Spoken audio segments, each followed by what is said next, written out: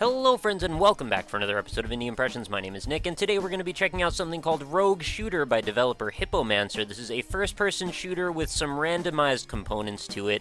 What I feel is probably the closest way to give an idea is imagine something like Borderlands meets Wolfenstein 3D, meets maybe the slight visual aesthetic of something like Marathon, and maybe a little bit of the humor from Duke Nukem 3D, although I'm not sure to what degree the crassness and crudeness comes into play. But I have not played any of this at all. It's been a game that I've been following for quite a while, and I'm very excited to actually try it out because it looks really, really good. So let us get started by looking through the options menu as I so often do. There are quite a few options here. We've got window, double windowed, full screen, double full screen, stretch full screen, priority modes to normal, high, very high, head bob, auto reload, menu. Okay, well, I'm sure you can read the rest of them yourself, but most importantly in the bottom, field of view, I have that set up to 90. I think that's a thing that people are very concerned with most of the time. So we've got our controls here. We can set a crosshair. Oh, I like the fact that we can customize these a little bit. I'm going to go with the square with the brackets. I think that's kind of nice. Even the smirk on there and a triple. I usually prefer the Predator 3-dot setup when I'm playing games that have crosshairs. I don't know. Anyway, I might have to come back and set the mouse sensitivity, but the rest of this looks fairly self-explanatory. R, pick up, weapons, 1, 2, 3, switch weapons. Okay, very good. And then we've got some help stuff over here, which I'm going to go through the tutorial and hope that actually helps us out.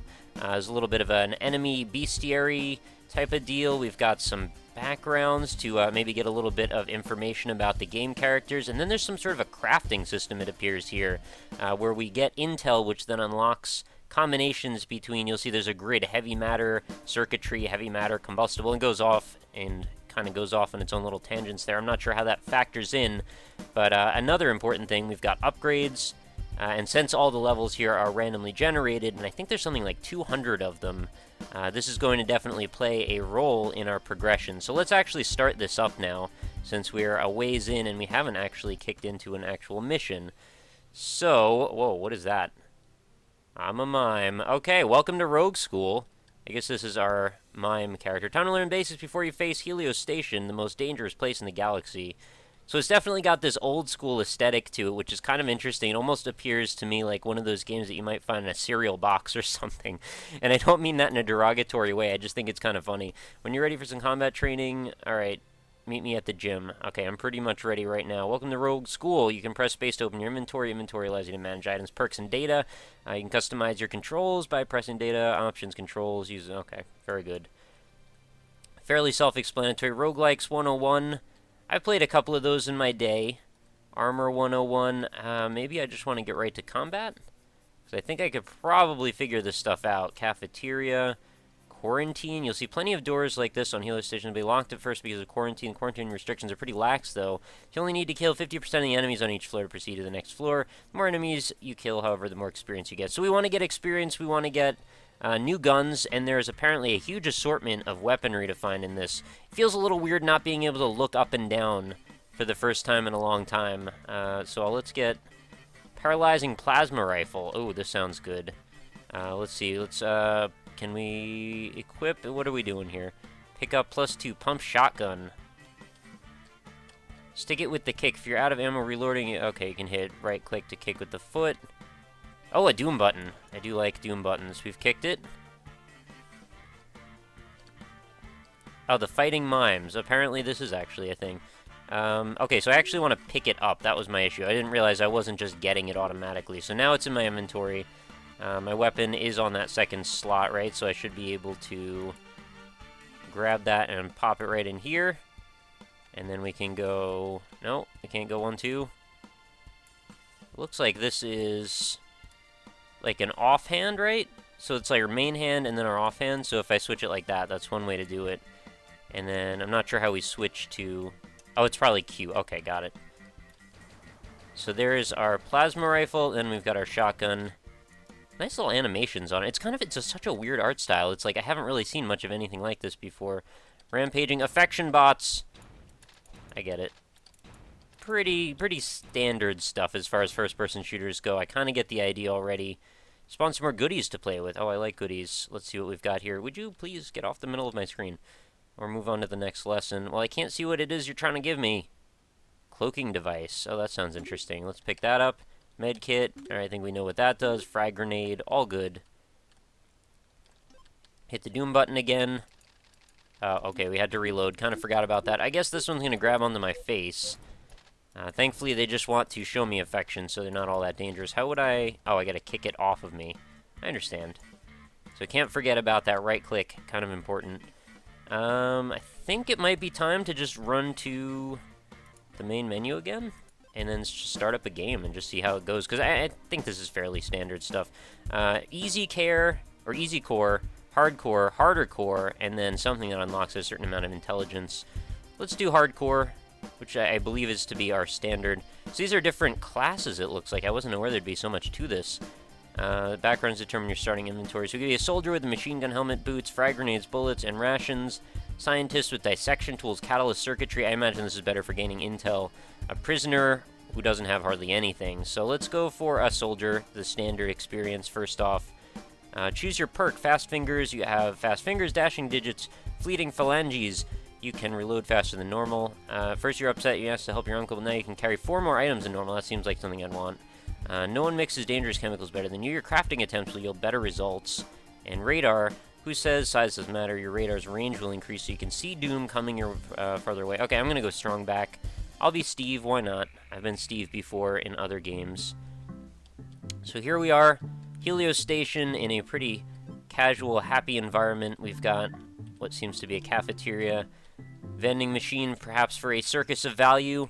I'm not sure. Let's start it out. Floor 1. So I guess we get to, like, fuel up before we get ready for a combat experience. So press the use key to begin, and we are off and running. We've got killer plants. We've got some sort of, perhaps, zombified astronauts here. None of which I don't believe are going to pose much of a problem for me. Should be able to just blaze right through this. I should mention, by the way, this game is on Greenlight right now. So if this sounds like something that you might be interested in, you should definitely go leave them a vote, which is something that I'm going to be doing myself. And I would love to see how this progresses. This is still an early version. The game's still a little ways from being done. But where it is right now, I already feel like has some really strong gameplay potential. I think this is going to be a lot of fun, and it's something that I imagine I'm going to be spending some time with, whether that be on camera or not. Oh, forgot to reload there. Thankfully, I've got plenty of ammo and a little bit of extra time between shooting at stuff. Oh, can I kill this? Is there... No, it's just up on the ceiling. So the map seems to be auto-revealing as we walk, which is excellent news for me, because I don't like generally too much map management. I know it can be fun in certain moments. There was that game like Etrian Odyssey, I think it was, for the DS, where you actually had to draw in your own map. You know, far from a novel concept, it's been done a few times, but I do prefer not having to worry about that stuff at all if the emphasis is, you know, running and gunning, which I think is firmly the case in this particular one. Interesting painting. I'm not sure what that's supposed to be. And also quite nice, I can't tell if it's MIDI music, but it seems like it's quite triumphant, and it definitely seems to set the tone for some exciting gameplay here. Alright, so it looks like we've explored this floor thoroughly enough. Oh, hello. I don't know how you got over there. I thought I'd already neutralized all of that. We've gotten some circuitry, and let's proceed to the exit. And we'll see how this works. Again, this is my very first time playing the game, so I'm not sure how the progression goes between floors. Press the use key to begin. So I gotta remember, if I don't hit use, I'm just gonna run straight into that little chemical bubble or whatever that is. So, let's see what new enemies we have to fight. Alright, they've got projectiles on this one. I'm hoping we might run into a particularly exotic weapon. I've seen such things as a shotgun trident, so there's definitely some stuff to look forward to running into if we are fortunate enough to have something like that happen. I'm not also sure if it's particularly easy to run into new weapons, or if it's something that I might have to focus on, like, purchasing or something between fights. Wow, that totally blinded me. So, I mean, if you were somebody that was maybe a little bit dissuaded by the graphical aesthetic of this game, as I was a little bit the first time I saw it, hopefully you've gotten the point by now that the gameplay vastly trumps whatever you might have come to your expectations with on the graphics. I definitely think that it is not really a factor, and I think if anything it makes the game feel a little bit more immediate. I know that's a weird thing to say, but it's got this, like, nostalgic quality to it where you don't really feel like we're not trying to cater to anything. It's really all about the gameplay here, and I like that. Now let's get our incendiary grenades. I actually haven't figured out how to use incendiary grenades, which I'm sure I could have figured out in the tutorial if I would have taken the time to run around and do that, but I also wanted to not linger for too long there, just in case you guys were going to get too bored. Threats remaining 25%, so I'm almost all the way through this. We've got 5 more rations. And any more dudes want to fight me? I think there's only a couple little areas that I haven't walked through yet. And that seems to be about it. Some of them might be... Oh, is it this guy here? I was thinking some of them were chasing me around, but doesn't seem like that might be the case. Secure... Oh, there he is. What are you doing over there? Oh, okay, so we went from 25% to 0 all of a sudden, which kind of surprised me. And I think the music may have cut out now entirely. I'm not sure if that's because there aren't that many tracks yet to hear, or maybe just I've triggered some kind of a bug in the soundtrack that made it stop making sound. So we've gotten all of the items. I believe that was a little yellow dot on my HUD there. And eliminated all the threats. So far so good. Haven't really encountered much that I'm particularly worried about. Now we've got some sort of doom-sounding music in the background. Oh, God, I think we're getting hit from behind, but I can't turn around. They trapped me. What's going on? I can't move. Alright, that didn't go very well.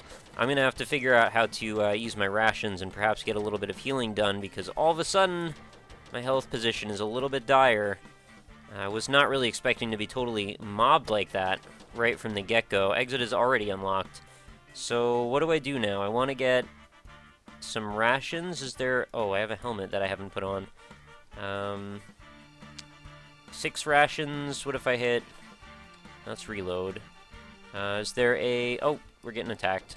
I guess the pause menu does not actually pause the game. It's actually just inventory management, which is fine. I think that oftentimes will result in a more exciting, exhilarating moment of gameplay when you're not sure if you're about to be attacked or not. Data...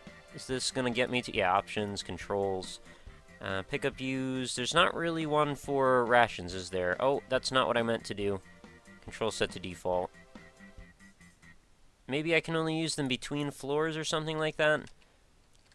I'm sure I'll figure it out eventually, even if it's not right now. I'm not too worried. I have this gun, though, that I'd like to try out. Let's see if we can run into some more dudes here. I'm sure they're around. Or I could just leave. I think I've already passed, or yeah, I'm at 50% on floor completion. Oh, hello, we've got 5 tools. Oh, this has a spread fire to it. So, I mean, obviously the draw here is you want to just get as much experience as possible, continue to gain levels, which will then allow you to unlock perks, get better weapons, possibly going forward, and obviously you want to upgrade your health and various other attributes so that you might have a better chance at lasting longer.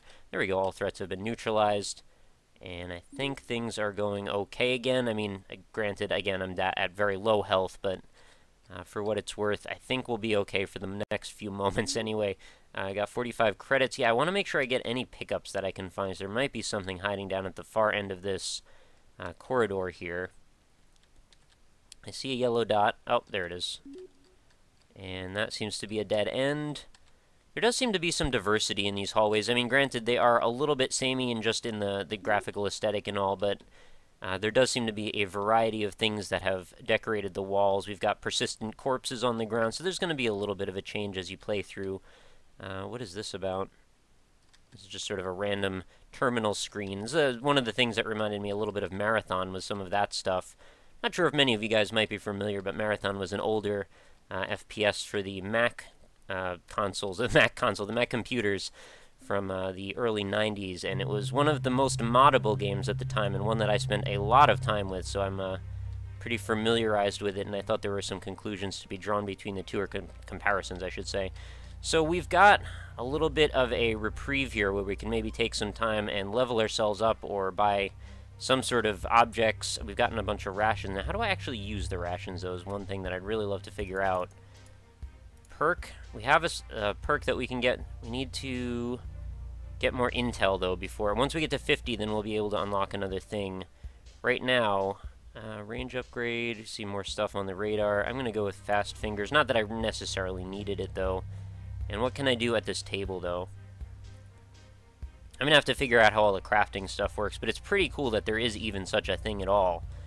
We've got these consumable grenades. Use tool bench, +2 combat boots, increases power melee kick. Yeah, I haven't really been using my melee kick at all, so I can repair stuff, I guess, is kind of the important thing here. What needs repairing, though? That's the question. Weapon. Oh, okay, that's at 43% now, so I definitely need to use some of this stuff to get my gun back to where it needs to be. That's at 22%, 42, 62, 82. Okay, my durabilities are getting better now.